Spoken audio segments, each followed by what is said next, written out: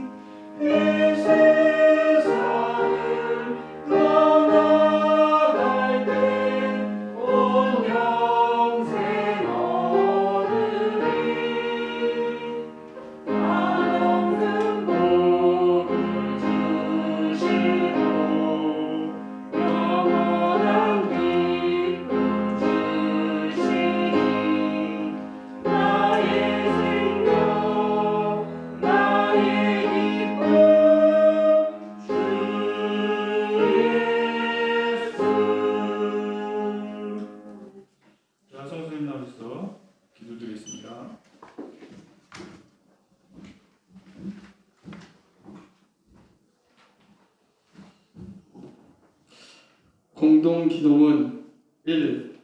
예배가 회복되는 중고등부가 되게 하옵소서. 2. 회개를 통하여 새롭게 거듭나는 중고등부가 되게 하옵소서.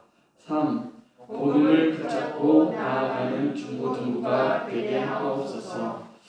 다 같이 기도드리시겠습니다. 사랑의 하나님 감사합니다. 오늘도 이렇게 주님께서 우리를 이 자리 가운데로 맞아주셔서 우리가 주님께 나아갈 수 있습니다.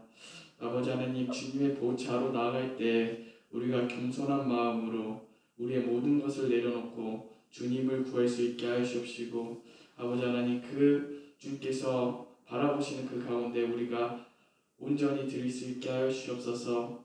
아버지 하나님, 너는 마음과 뜻을 다하여 주 너의 하나님을 사랑하라 말씀하셨지만, 아버지 하나님, 우리가 하나님에 대하여서 긴가민가할 때가 많습니다. 아버지 하나님, 그럴 때마다 우리의 마음을 다 잡아주시옵시고, 아버지 하나님, 우리가 주님의 이름을 부를 때, 하나님을 바라보기 원할 때 주님께서 우리를 만나 주시옵소서. 아버지 하나님, 주님의 성품을 닮아가는 우리 중고등부가 되게 하시옵시고, 섬기는 중고등부, 사랑의 중고등부가 되게 하시옵소서. 낮은 자의 모습으로 오신 주님을 따라가게 하시옵시고, 우리가 주님을 따라갔을 때 주님께서 부활하셨던 것처럼 우리의 마지막 날에도 주님과 같이 부활하여 하나님과 같이 하나님을 배울 수 있는 그 날이 오게 하여 주시옵소서.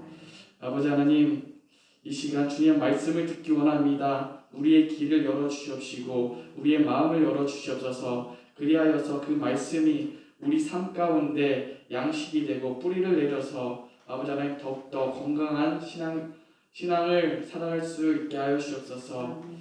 아버지 하나님, 이 시간 유기세 전도사님께서 말씀하시는데 아버지, 그 말씀 아버지 하나님 온전히 받들 수 있게 하여 주옵소서.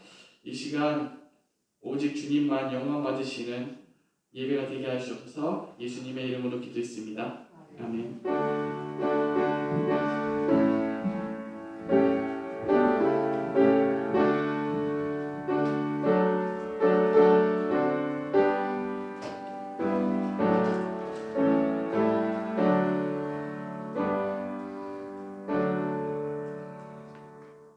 오늘 우리에게 주신 하나님의 말씀은 요한복음 21장 15절에서 19절입니다. 네, 우리 한 절씩 교독하겠습니다. 저부터 하겠습니다. 그들이 조각 먹은 후에 예수께서 시몬 베드로에게 이르시되, 요한의 아들 시몬아, 내가 이 사람들보다 나를 더 사랑하느냐 하시니, 이르되 주님, 그러하나이다. 내가 주님을 사랑하는 줄 주님께서 아시나이다. 이르시되 내 어린 양을 먹이라 하시고, 또 두 번째 이르시되, 요한의 아들 시몬아, 내가 나를 사랑하느냐 하시니, 이르되 주님, 그러하나이다. 내가 주님을 사랑하는 줄 주님께서 아시나이다. 이르시되 내 양을 치라 하시고, 세 번째 이르시되, 요한의 아들 시몬아, 내가 나를 사랑하느냐 하시니, 주께서 세 번째 내가 나를 사랑하느냐 하심으로 베드로가 근심하여 이르되, 주님, 모든 것을 아시오매 내가 주님을 사랑하는 줄을 주님께서 아시나이다. 예수께서 이르시되 내 양을 먹이라. 내가 진실로 진실로 내게 이르노니, 내가 젊어서는 스스로 뛰기고 원하는 곳으로 다녔거니와 늙어서는 내 팔을 벌리리니 남이 내게 뛰기우고 원하지 아니한 곳으로 데려가니라. 이 말씀을 하시면 베드로가 어떠한 죽음으로 하나님께 영광을 돌릴 것을 가리키시니로다.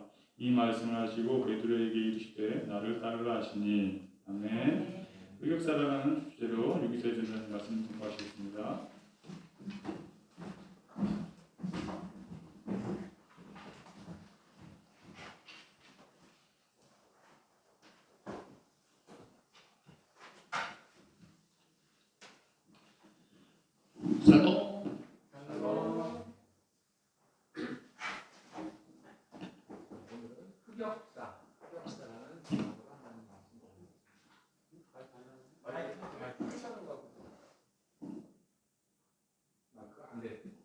되나요? 네. 여러분은 지금까지 살면서 혹시 지우개로 깨끗이 지우고 싶은 과거가 있어요? 우리가 기억하고 싶지 않은 수치스러운 과거 일, 또 잊어버리고 싶은 일 등을 흑역사라고 하죠. 아마도 어느 누구나 그런 흑역사가 하나쯤은 있지 않을까요? 제가 초등학교 때 군산에 살았었는데 저희 집 뒤에 가면 돼지 키우는 곳이 있었고 돼지들이 오물들을 모아두었던 웅덩이 같은 곳이 있었죠. 그곳에 빠져서 친구들의 놀림을 받은 적이 있는데 아마 이것이 저는 기억하고 싶지 않은 흑역사일 것 같아요. 오늘 본문이 속한 요한복음은 다른 복음서와 다르게 신학적인 말씀이 많이 기록되어 있습니다.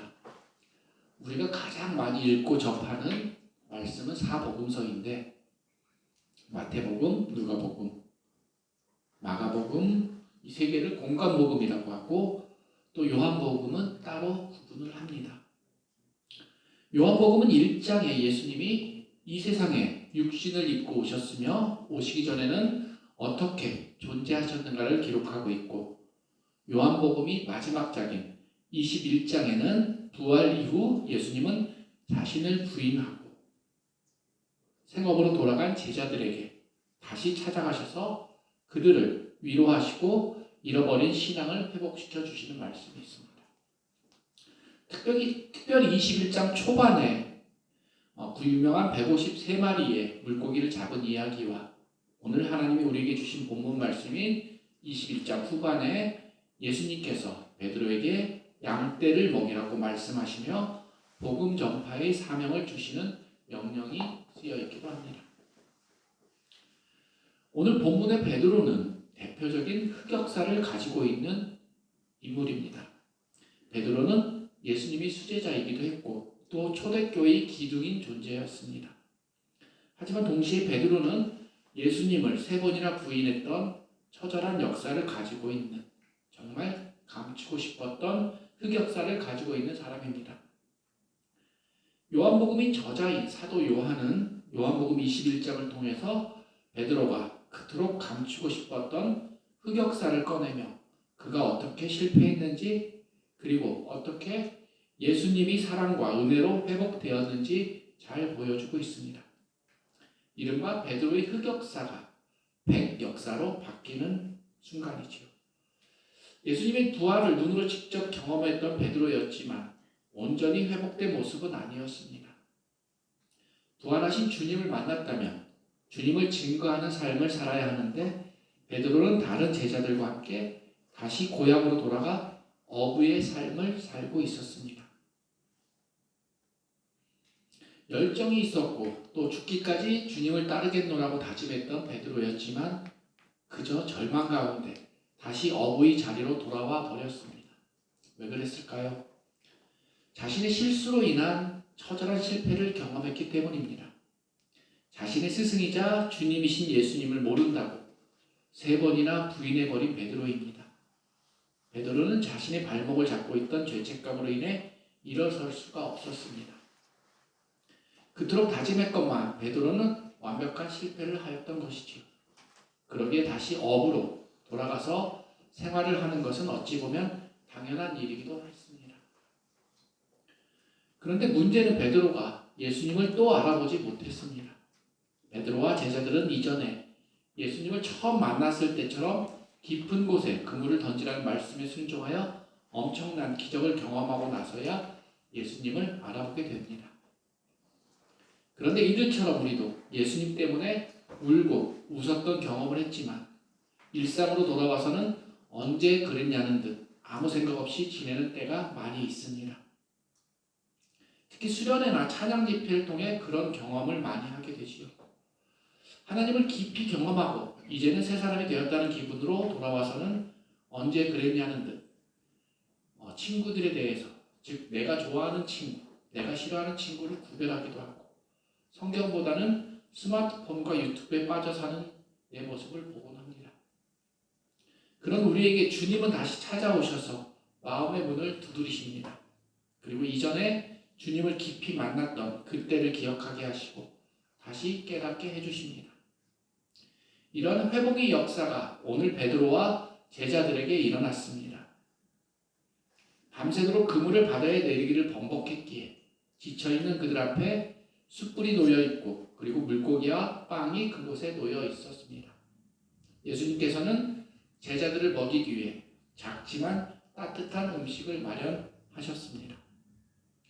예수님은 자신을 부인한 제자 그리고 자신을 버리고 간 제자들의 연약함을 아십니다. 그로 인해 넘어질 것도 아셨습니다. 예수님은 그런 제자들을 책망하지 않으시고 조용히 그들의 일상생활 속으로 찾아오십니다. 예수님은 이렇게 우리들에게도 찾아오십니다.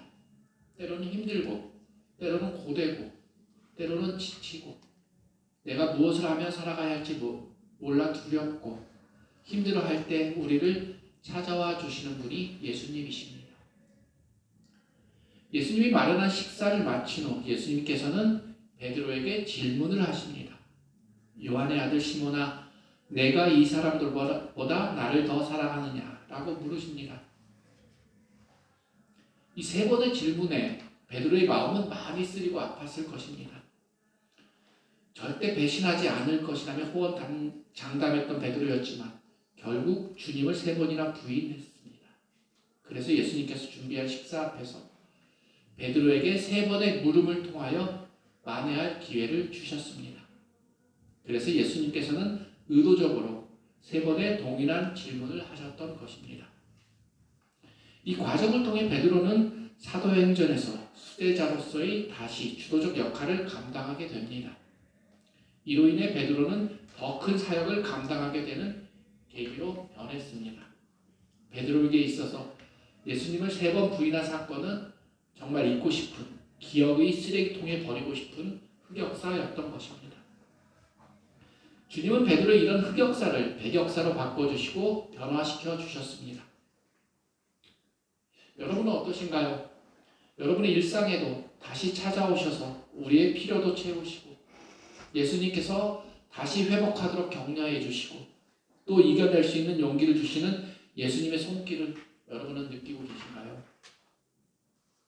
예수님은 우리가 어떠한 상황이든 우리를 찾아오셔서 그 상황에 맞게 우리를 위로하는 분이심을 기억했으면 합니다.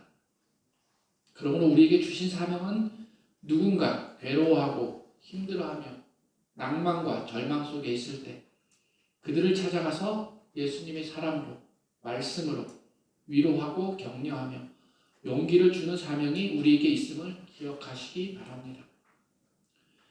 2000년 전에 예수님께서 제자들을 찾아오셨던 것처럼 지금도 우리를 찾아오시는 예수님, 그리고 예수님의 사랑으로 다른 사람들을 향해, 세상을 향해 나아가야 하는 우리들의 삶이 되어야 한다는 것을 기억하는 우리 중고등부가 되었으면 좋겠습니다. 기도드리겠습니다.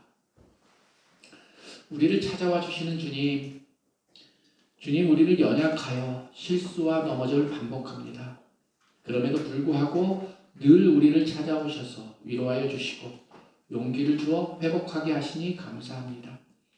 예수님을 통해 다시 경험한 그 사랑, 그 구원의 기쁨이 이제는 우리를 통하여 친구들과 세상에 흘러가도록 하여 주시옵소서. 주님의 사랑이 흘러가는 축복의 통로가 되게 하여 주시옵소서. 감사드리며 우리에게 찾아와 주신 예수 그리스도의 이름으로 기도드립니다. 아멘. 봉헌 50장 1절 찬양하며 봉헌 드리겠습니다.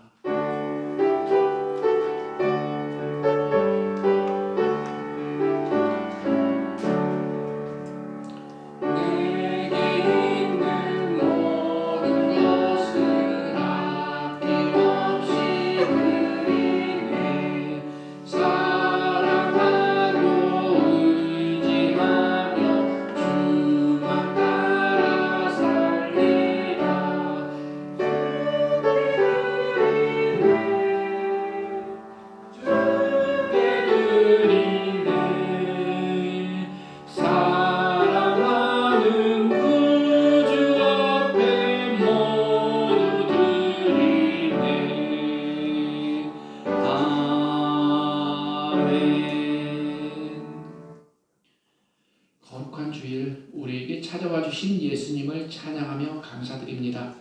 언제나 우리와 함께하여 주심에 또한 감사드리며 또한 우리 마음이 아프고 힘들고 지칠 때 찾아와 주심에 감사하여 정성껏 예물을 바칩니다. 이 예물을 받아주시고 하늘 문을 여시고 하늘의 축복을 내려주시옵소서.